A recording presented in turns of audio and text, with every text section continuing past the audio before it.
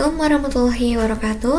Kembali lagi bersama saya Silpa Nadianti Nurosyaira, salah satu siswi dari SMK Negeri 1 Majalengka. Nah, pada kesempatan kali ini saya akan melanjutkan pembahasan kemarin tentang mikrotik MTCNA yang telah beranjak kepada bab 3, yaitu Networking Models. Nah, pada bab 3 ini mencakup beberapa materi, diantaranya yang pertama, konsep networking models, yang kedua, TCP atau IP models, yang ketiga, encapsulation dan decapsulation, name of TCP atau IP message, dan yang keempat itu ada OSI layers model. Nah, langsung saja ke materi yang pertama, itu konsep networking models. Jadi, jaringan komputer itu mengacu pada perangkat komputasi yang saling terhubung serta dapat bertukar data dan berbagi sumber daya satu sama lain. Untuk terjalinnya proses bertukar data tersebut, diperlukan aturan yang mendefinisikan bagaimana kumpulan komputer agar bisa saling berkomunikasi. Nah, aturan tersebutlah yang disebut dengan networking models. Apa sih networking models itu? Jadi, networking model adalah suatu aturan yang mendefinisikan bagaimana kumpulan perangkat komputasi bisa saling terhubung dan berkomunikasi. Jadi, bagaimana setiap vendor dapat saling berkomunikasi dengan open standard networking models yang tersedia. Untuk saat ini, open standard networking model yang tersedia dan terkenal itu ada dua, yaitu TCP atau IP model dan OSI model.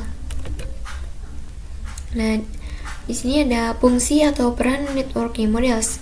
Nah, jaringan komputer adalah sesuatu yang rumit dan kompleks, baik itu dari perangkat-perangkatnya, media penghubungnya, sampai pada aplikasi yang berjalan di dalamnya. Dan perangkat-perangkat tersebut biasanya diproduksi oleh vendor yang berbeda-beda, seperti router board ada yang diproduksi oleh Mikrotik dan Cisco, kemudian web browser ada yang dibuat oleh Google dan Mozilla, dan lain sebagainya. Dari hal-hal tersebut, disinilah fungsi networking model tersebut. Perannya adalah untuk memisahkan fungsi-fungsi jaringan komputer tersebut. Nah, bagaimana sih cara kerjanya? Cara kerjanya adalah dengan membuat beberapa lapisan fisik hingga non-fisiknya. Pada setiap lapisan terdapat kumpulan-kumpulan aturan yang harus diikuti oleh setiap komponen agar dapat saling berkomunikasi dengan komponen yang lainnya. Dengan demikian, dapat kita sederhanakan bahwa tujuan dibuatnya networking model adalah sebagai acuan aturan yang harus diikuti oleh pembuat perangkat atau vendor. Nah, bisa dilihat ya bahwa chaos networking sangat acak-acakan dan tidak terstruktur. Lalu networking model, maka setiap fungsi jaringan komputer sudah berjalan dengan aturannya. Bukan hanya untuk vendor, kita juga sebagai pengguna lebih dimudahkan dalam memahaminya. Nah, untuk contoh yang ini, networking modelnya model OSI ya teman-teman, dikarenakan ada 7 layer. Nah, sebelum networking model ada, jadi setiap vendor itu membuat networking modelnya masing-masing. Nah, pada tahun 1974, IBM membuat sistem arsitektur network atau SNA. Nah, vendor lainnya juga membuat networking modelnya masing-masing.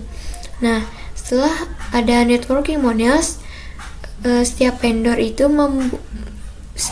itu menggunakan networking model yang sama dan bisa saling berkomunikasi. Nah, di sini ada dua jenis networking model ya. Yang pertama ada OSI model dan yang kedua itu ada TCP atau IP model. Nah, untuk OSI model ini dibuat oleh International Organization for Standardization atau OSI. Yang OSI model ini lebih sering dipakai untuk media pembelajaran, sedangkan yang TCP atau IP model ini dibuat oleh US Department of Defense. Nah, untuk TCP atau IP model ini lebih familiar dan lebih sering dipakai. Nah, beranjak pada materi berikutnya yaitu TCP atau IP model. Nah, TCP atau IP model itu merupakan jenis networking model yang saat ini common digunakan. Jadi TCP atau IP itu mendefinisikan suatu protokol agar antar komputer utamanya yang berbeda network itu bisa saling komunikasi. Untuk membantu dalam memahami, setiap networking model itu dipecah menjadi bagian-bagian. Networking model itu dipecah menjadi bagian-bagian kecil yang disebut dengan layer. Nah, secara dokumentasi, TCP atau IP model itu terdiri dari 4 layers, itu application, transport, internet, dan network access. Namun, penerapan dalam real networks, TCP atau IP model lebih mudah untuk dibagi menjadi 5 layers, itu application, transport, network, data link, dan physical. Dari sini saya akan menjelaskan satu persatu dari 5 layers ini. Nah, di layers yang pertama ada application layer. Jadi application layer itu berfungsi sebagai antarmuka dengan aplikasi, mengatur bagaimana aplikasi dapat mengakses jaringan dan kemudian membuat pesan-pesan berskala. Di antara contoh service dari application layer itu seperti HTTP, POP3, SMTP, IMAP, SSH, dan lain sebagainya. Contohnya, HTTP itu digunakan ketika kita mengakses suatu web. Nah, ini ada ilustrasi dari application layer ya. Nah, ketika klien request ke web server, maka web server ini akan nge-reply request dari klien dan membalasnya dengan HTTP header dan data. Nah, di dalam HTTP header ini terdapat informasi-informasi yang penting, salah satunya itu status. Nah, ini adalah contoh dari status ya teman-teman, ada 200 oke. Nah, jika statusnya 200 oke, ini berarti request dari klien itu berhasil. Nah, kalau statusnya 404 not found ini berarti request dari kliennya itu tidak berhasil. Lalu di layer yang kedua itu transport layer. Nah, fungsi dari transport layer itu adalah menyajikan atau memberikan service ke application layer atau layer transfer data. Nah, untuk transport layer itu terdapat 2 protokol yang sering digunakan, itu TCP dan UDP. Nah, untuk TCP ini digunakan untuk IP karena support error checking dan lebih sering diandalkan ya. Dan untuk UDP ini digunakan untuk video streaming, games, dan aplikasi lain yang membutuhkan kecepatan data. Nah, salah satu mekanisme yang disediakan oleh transport layer khususnya pada TCP itu adalah error recovery mechanism. Nah, ini adalah ilustrasinya teman-teman. Kalau yang UDP itu ketika klien request ke web server dan kemudian web server nge-reply request HTTP dan data tersebut akan ditambahkan dengan TCP header yang nantinya akan dibungkus menjadi segmen yang kemudian akan ditransport ke perangkat jaringan. Nah, masalahnya bisa saja web server itu terjadi hilang atau error, mungkin di jaringannya yang overload dan lain-lain. Jika terjadi kejadian seperti ini, maka klien akan request kembali ke web server dan web server akan mengirim ulang data yang benar dan baik. Nah, sementara untuk UDP ini ketika respon yang diberikan web server terdapat hilang atau error, datanya tetap akan dikirim ke klien. Nah, untuk layer berikutnya itu network layer. Nah, untuk network layer ini hanya terdapat satu protokol, yaitu IP. Nah, IP ini singkatan dari Internet Protocol, terdapat dalam network layer dan di layer 3, baik OSI model ataupun TCP model, digunakan mengadreskan untuk komunikasi antar perangkat jaringan. Nah, IP ini terdapat 2 jenis. Yang pertama itu IP versi 4. Nah, pengalamatan 32 bit. IP versi 4 ini terbagi menjadi 4 blok. Setiap blok ada 8 bit. Yang kedua ada IP versi 6. Pengalamatannya 128 bit. Nah, IP versi 6 ini terbagi menjadi 8 blok. Setiap blok ada 16 bit. Nah, IP itu menyediakan dua fitur yang sangat penting, yaitu addressing dan routing, yang dimana berfungsi untuk menangani konektivitas dan pemilihan jalur. Setiap perangkat jaringan memerlukan alamat yang unik. Nah, ini ada fitur IP yang pertama itu addressing. Jadi, kalau yang addressing itu sendiri itu memberikan nama pada perangkat di jaringan komputer. Contohnya seperti ini ya, teman-teman. Nah, yang kedua itu fitur yang kedua ada routing. Routing itu salah satu fitur yang disediakan pada IP di bagian network layer yang bekerja layaknya kantor pos. Jadi mencari router tercepat untuk sampai tujuan. Lalu ke layer berikutnya itu ada data link layer dan physical layer. Nah, data link layer itu mendefinisikan protokol yang dibutuhkan pada physical layer.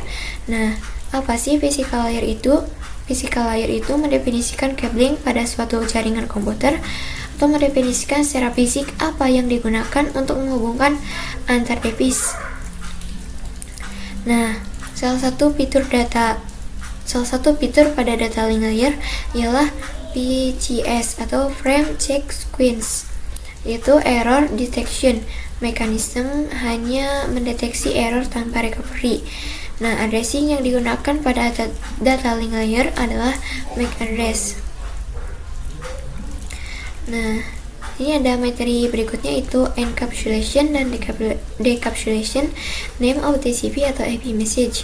Nah, encapsulation itu adalah proses membungkus data dengan header pada data di setiap layernya.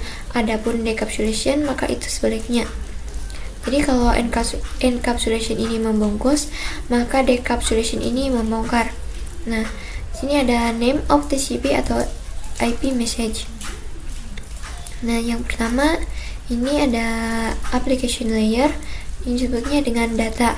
Lalu ada transport layer yang terdiri dari data dan TCP header disebutnya segmen.